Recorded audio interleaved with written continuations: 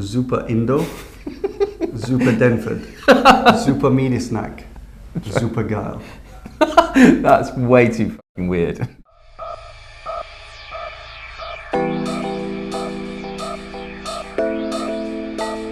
Okay, this week we're going to talk about Christmas advertising. It's that time of year, as you might have gathered from the strange introduction. In episode 99, a few ago, we were kind of bemoaning about the poor quality of advertising.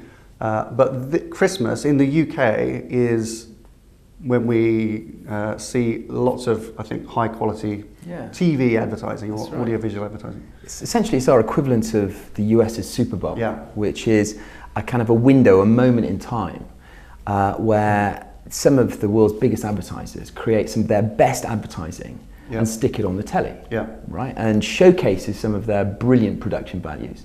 And it's a time when not only kind of advertisers are particularly investing in good quality advertising, it's actually when consumers, for the first time probably in the year, actually look forward to the advertising and start talking about it. That's the thing. And we're going to come on to talk about some of the ways where the Christmas advertising market in the UK is starting to look, it really resemble the kind of patterns around the Superbowl, both in terms of the way marketers release their advertising, but also the hype from the consumer side. It's quite exciting now. Yeah, it is. And I mean, it started with Coca-Cola, right? The holidays are coming. It was always, when that first ad appeared on the TV, you knew that Christmas was around the corner. With Santa drinking Coca-Cola. Well, yeah, that's right. But now everybody is kind of anticipating the latest John Lewis ad. You know, that has become the iconic Christmas launch ad of the year, if you like, and everybody kind of looks forward to it. But it's also encouraged lots of other brands to invest significant amounts of money in producing and investing behind the media of those ads. Even car companies, I mean, even Audi have actually started creating a Christmas ad for themselves. So we've taken a look at mostly the retailers, really, because as David said, I mean, as you said, John Lewis was the one that really kicked this off a few years back, went out on a highly kind of anthemic ad which just really caught people's imagination and got lots of talked about. The next year there was a couple of others that tried to do the same thing, and now there's about kind of 10 or 12 major retailers, you know, from all the main kind of high street supermarkets, pharmacy chains, all kinds of people like that. Amazon now have even got in on the mix. That's right. And producing their own kind of Christmas ad. Some of my favourites, as you might have to be able to tell, are still the German supermarket Edeka. What is it? Edeka. So they did the Supergeil. They did this amazing ad a few years ago where an old man faked his own death because he thought his family are more likely to turn up to the funeral than Christmas Day, which is chirpy, heartbreaking, but amazing piece of film, brilliant. And then their one this year, we'll link to all of these ads actually, because we'll give you some of the best ones because they're worth watching. And their ad this year is like a Terminator stroke Blade Runner kind of dystopian, futuristic robot world. But it's the amount of money that advertisers... These are high-scale productions. Absolutely. You know, they're getting the best directors. They're spending huge amounts of money on getting just the right kind of music to kind of enhance the visuals of the advertising. And if you look at kind of the amount of money spent in the last quarter of the year over the last 5 years, that's increased by 30%. Against Christmas advertising. Advertising. And John Lewis, I mean, John Lewis got a lot of headlines this year. I mean, there were mixed reactions, let's say, to the actual ad, but they got a lot of attention on the fact they'd spent, it was reported, £7 million just on the ad itself, and that included hiring Hollywood director Michel Gondry, amongst other kind of, but this is the thing, it's raising the bar. Maybe back to those old-fashioned kind of standards, if you like, where a huge amount of investment and attention went into kind of crafting these pieces of advertising. The main metric of success, obviously, is does it drive sales? If you're a retailer, does investing in Christmas advertising help you get greater share or grow your business?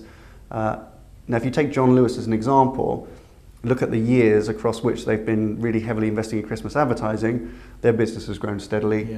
Last year, they nearly got to £1 billion worth of sales over Christmas period, which is huge, which was a 5-6% jump, I think, on the year before. So it's good positive momentum for them. It does drive success, it drives business.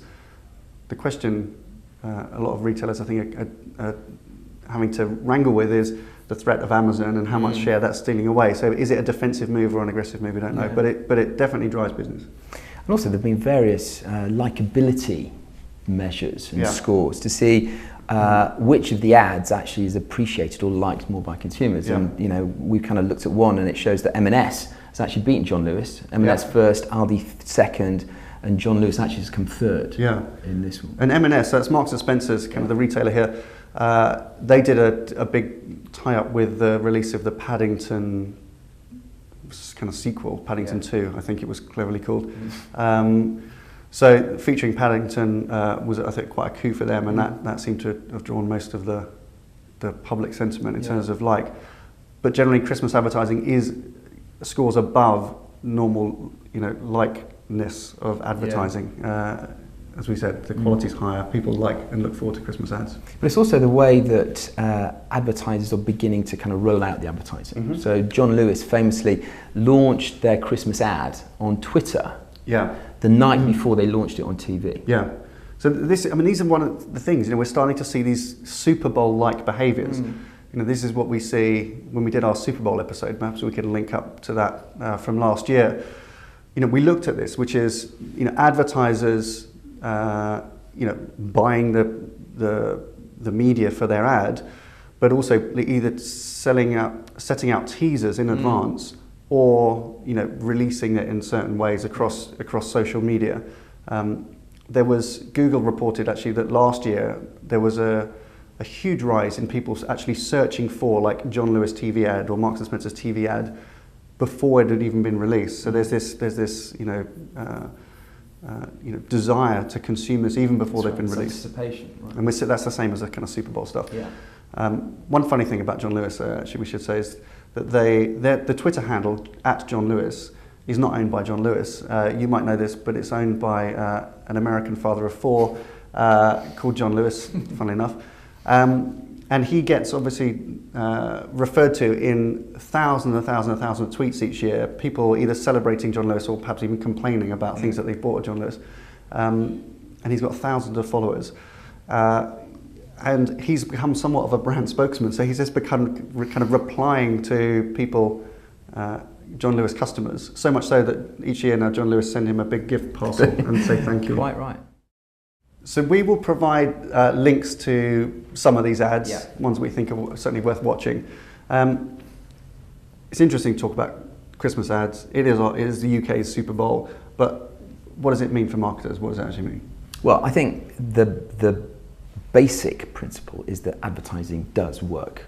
You invest time and effort in creating really good, well-produced advertising with a lovely story, and it will drive an outcome. It will drive sales. I mean, John Lewis is the perfect example of that. And so the craft of advertising that Mark Pritchard continues to talk about is living well and truly within a lot of these advertising messages that we've talked about today. Exactly. So invest in quality. I think the other thing it shows us is that as more and more businesses start competing in this kind of Christmas period and competing on quality of advertising, it shows you that when you have that competitive tension, when you set a high bar and others have to come and meet and beat you, it's the competitive tension that creates amazing work. It's just a shame, I think, that that's then confined just to like a campaign idea for Christmas. And really we want to kind of find ways for that to span across the whole year. So let's say good advertising is for the whole year, not just for Christmas. I think that's a good way to finish. Okay, good Christmas for the BBC and their animated Christmas ad. Okay. Lovely. Ticks all the boxes. Great. Bad Christmas week for? I think of all of the ads, and we've looked at a ton of Christmas ads in the last 2 weeks, I think Sainsbury's is probably the one that really kind of riled me the most. Their car karaoke just doesn't really work. Not good. Okay, question of the week. Are Christmas ads the Super Bowl of the UK? Yes, no, whatever. But that's your Christmas media snack for this week. Thank you very much for watching. See you next week. Super süß, super sexy, super easy. Super geil. Super Indo. Super dental. Super media snack. Super geil. Super geil. I'm going to do it one more time. I don't know what that was. I'm just saying, like, welcome. I'm going to say super bookshelf. Super heftig. Super geil.